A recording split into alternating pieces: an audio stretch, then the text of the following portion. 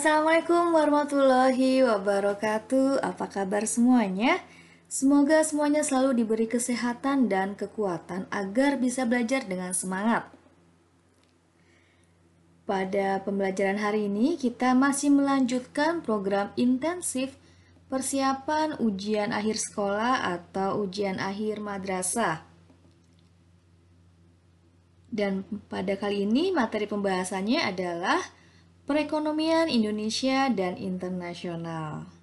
Mari kita simak video pembahasan materi dan soal berikut ini.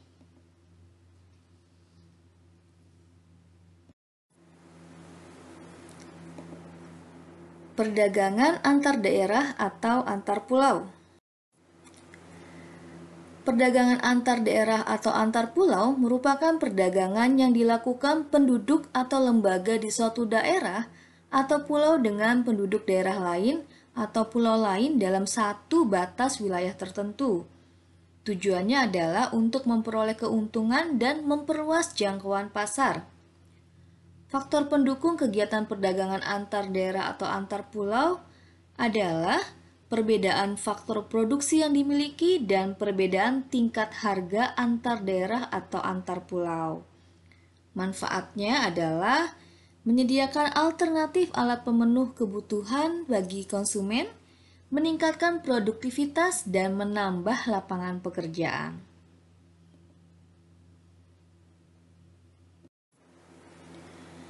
Selanjutnya adalah perdagangan antar negara. Perdagangan antar negara merupakan aktivitas perdagangan yang dilakukan oleh masyarakat suatu negara dengan masyarakat negara lain atas dasar kesepakatan bersama. Contohnya adalah kegiatan ekspor-impor. Faktor pendukung kegiatan perdagangan antar negara yaitu memenuhi kebutuhan barang dan jasa dalam negeri, meningkatkan pendapatan negara, dan perbedaan kemampuan penguasaan teknologi dalam mengolah sumber daya alam. Manfaat kegiatan perdagangan antar negara adalah memperoleh keuntungan, memperoleh barang yang tidak dapat diproduksi di dalam negeri, menjalin persahabatan antar negara, dan transfer teknologi modern. Ekonomi maritim dan agrikultur Indonesia. Ekonomi maritim. Indonesia merupakan negara kepulauan. Sebagian besar wilayah Indonesia adalah laut, sehingga sektor maritim menjadi unggulan ekonomi Indonesia. Indonesia dapat mengandalkan sektor ekonomi maritim sebagai komoditas dalam perdagangan antar negara.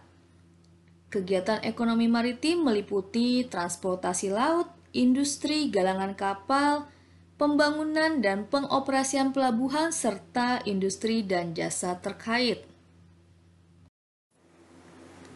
Tujuan ekonomi maritim adalah pertumbuhan ekonomi tinggi secara berkelanjutan, terpeliharanya kelestarian lingkungan dan sumber daya kelautan, menjadikan laut sebagai pemersatu dan tegaknya kedaulatan bangsa, peningkatan kesejahteraan seluruh pelaku usaha, khususnya para nelayan, pembudidaya ikan, dan masyarakat kelautan lainnya yang berskala kecil.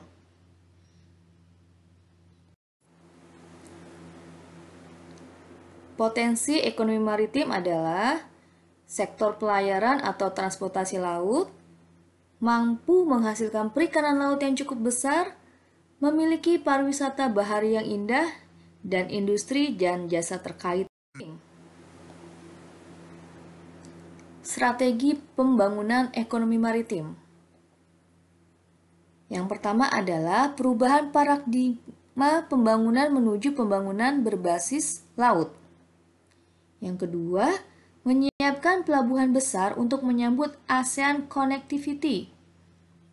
Yang ketiga, pembangunan infrastruktur yang berhubungan dengan ekonomi maritim, seperti tol laut dan pelabuhan laut dalam. Agrikultur. Agrikultur adalah kegiatan pemanfaatan sumber daya hayati yang dilakukan manusia untuk menghasilkan bahan pangan, bahan baku industri, sumber energi, atau untuk mengelola lingkungan hidupnya. Ekonomi agrikultur merupakan upaya peningkatan perekonomian dengan memberdayakan sektor pertanian. Potensi dan peran agrikultur di Indonesia. Indonesia memiliki wilayah yang subur dan beriklim tropis, sehingga sangat baik untuk aktivitas pertanian. Selain itu, Indonesia juga memiliki tanaman unggul seperti padi, kedelai, kacang, tanah, ubi kayu, dan berbagai tanaman lain. Faktor pendukung ekonomi agrikultur adalah keanekaragaman hayati, lahan pertanian, tenaga kerja, dan pasar. Strategi pengembangan agrikultur di Indonesia. Supaya potensi ekonomi agrikultur Indonesia semakin meningkat, beberapa strategi harus dilakukan. Salah satunya adalah eco-farming. Strategi ini merupakan peningkatan sistem budidaya sektor pertanian yang ramah lingkungan dan terintegrasi dengan budaya lokal di setiap daerah. Diterapkan antara lain dengan distribusi pupuk secara merata sesuai kebutuhan petani dan perbaikan irigasi dengan cara membangun waduk dan bendungan. Pembahasan selanjutnya adalah redistribusi pendapatan nasional. Contoh permasalahan kesenjangan pendapatan di masyarakat. Seperti pada tampak gambar, apartemen dan gedung mewah bersebelahan dengan lingkungan kumuh, merupakan bukti adanya kesenjangan dalam pendapatan di dalam masyarakat. Jenis-jenis redistribusi pendapatan. Redistribusi pendapatan dapat dipahami sebagai usaha mendistribusikan kembali pendapatan dari masyarakat mampu kepada masyarakat yang tidak mampu. Jenisnya yaitu redistribusi vertikal dan redistribusi horizontal. Program-program pemerataan ekonomi antara lain adalah pemberian jaminan akses kebutuhan primer, pemberian kredit lunak, dan pengembangan industri kecil. Pengembangan ekonomi kreatif.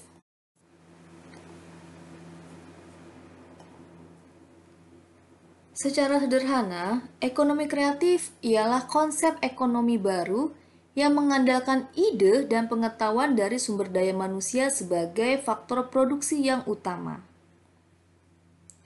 Ide jadi bahan bakar utama dari konsep ekonomi kreatif ini. Menurut Badan Ekonomi Kreatif atau Bekraf, Indonesia memiliki 16 subsektor yang berkontribusi dalam ekonomi kreatif, meliputi aplikasi dan games, arsitektur, desain interior, desain komunikasi visual, desain produk, fashion, film animasi video, fotografi, kriya, kuliner atau makanan, musik, penerbitan, periklanan, TV dan radio, dan seni pertunjukan. Dan seni rupa. Dilansir dari bisnis.com, dua subsektor ekonomi kreatif dengan proporsi terbesar adalah subsektor kuliner dan fashion. Namun, akibat adanya pandemi COVID-19, kedua subsektor andalan tersebut mengalami penurunan. Proyeksi kontraksi aircraft ini diperkirakan mulai terlihat dari pertumbuhan pada kuartal pertama tahun 2020. Meskipun kedua subsektor ekonomi kreatif tersebut mengalami penurunan atau kontraksi, tetapi ada subsektor lain yang mungkin pada masa pandemi ini masih mampu tumbuh. Beberapa subsektor tersebut adalah film animasi video, televisi dan radio, periklanan, serta aplikasi dan games. Subsektor ekonomi kreatif tersebut masih bisa tumbuh di tengah pandemi karena Kegiatan tersebut terkait dilakukan secara daring dan berbasis digital.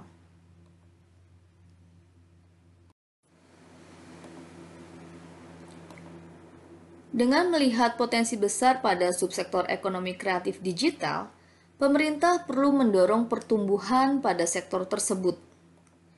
Pemerintah dapat terlibat dalam ekonomi kreatif melalui pengadaan infrastruktur ekonomi kreatif seperti internet.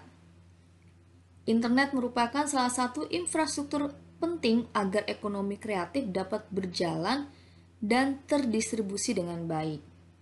Selain itu, pemerintah juga dapat memberikan bantuan pelatihan dan modal untuk mendorong produktivitas dari para pelaku ekonomi kreatif. Momen pandemi COVID-19 perlu dimanfaatkan pemerintah sebagai ajang untuk meningkatkan ekonomi kreatif secara maksimal, agar pertumbuhan ekonomi Indonesia dapat terdongkrak, serta menjauhkan Indonesia terhadap ancaman resesi ekonomi. Pasar bebas.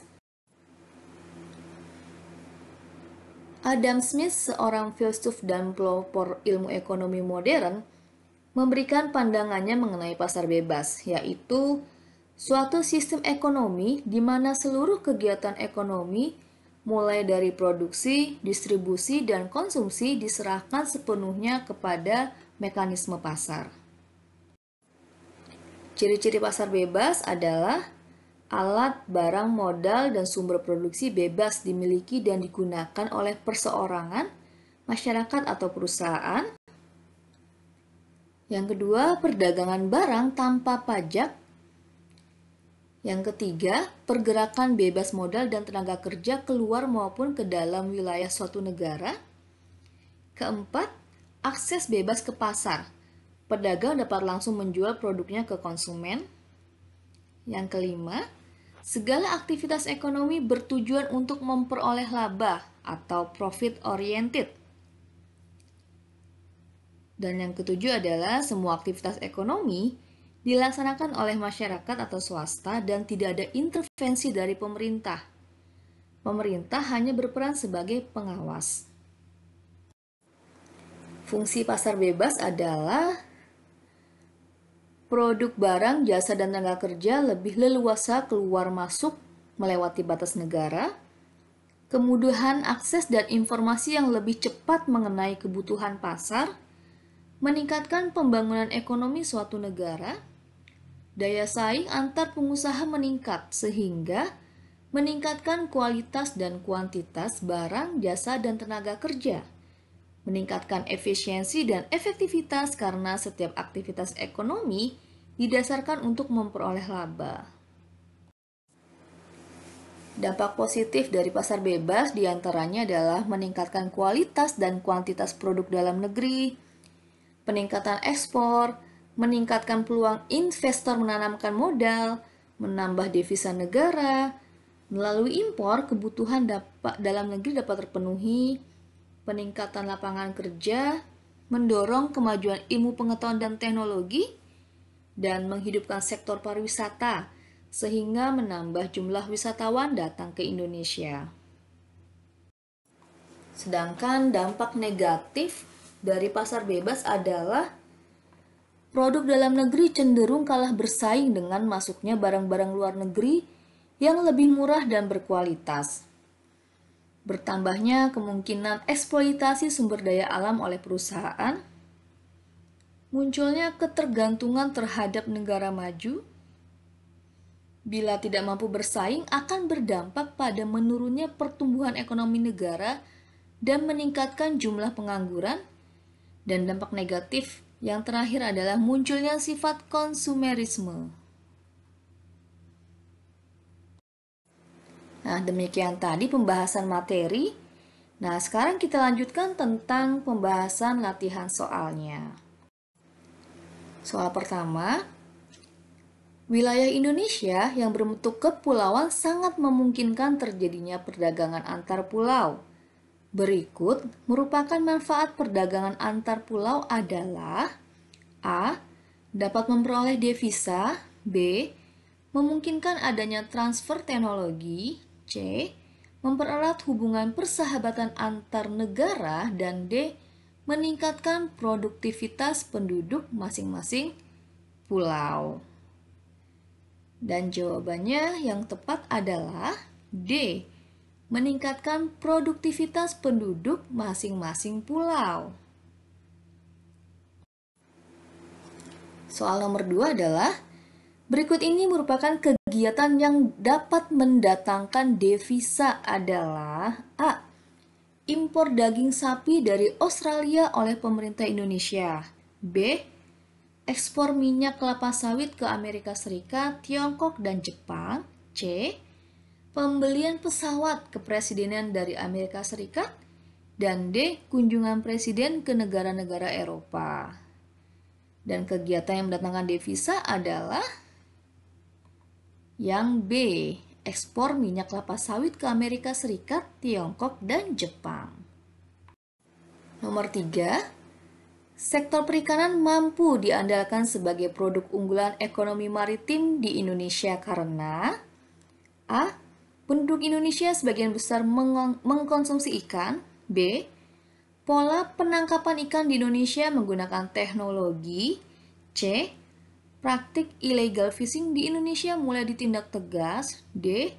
sebagian besar wilayah Indonesia adalah laut sebagai habitat ikan. Jawaban yang tepat adalah D. Sebagian besar wilayah Indonesia adalah laut sebagai habitat ikan. Nomor 4. Manfaat adanya tol laut dalam ekonomi maritim adalah A. meningkatkan sektor pariwisata bahari. B. memungkinkan mobilitas penduduk yang lebih cepat. C. melindungi ekosistem bawah laut. D. mempercepat pengangkutan antar pulau. Jawabannya manfaat tol laut adalah D. mempercepat pengangkutan antar pulau.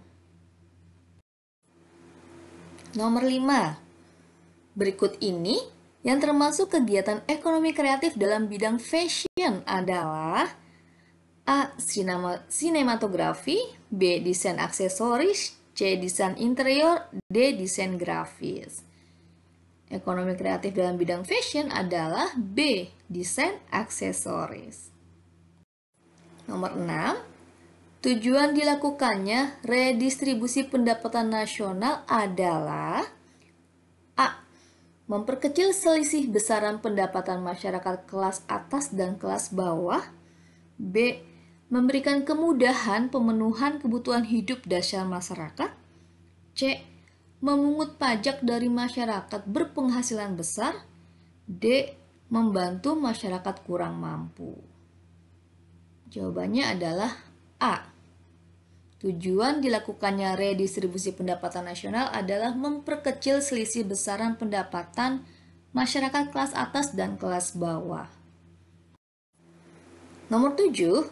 Upaya yang dilakukan pemerintah untuk mengembangkan sektor ekonomi kreatif di Indonesia adalah A. mengembangkan festival ekonomi kreatif. B. meningkatkan tingkat suku bunga. C. menyediakan modal bagi industri kecil.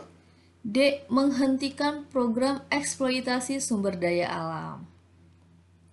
Dan upaya yang dilakukan pemerintah untuk mengembangkan sektor ekonomi kreatif adalah mengadakan festival ekonomi kreatif, yang jawabannya adalah A.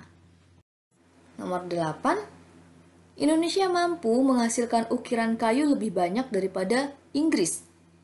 Hal ini menunjukkan Indonesia memiliki keunggulan dalam bidang ekonomi, yaitu A. absolute advantage. B. absolute disadvantage. C. comparative advantage. Dan D. economic advantage. Jawabannya adalah yang A. absolute advantage.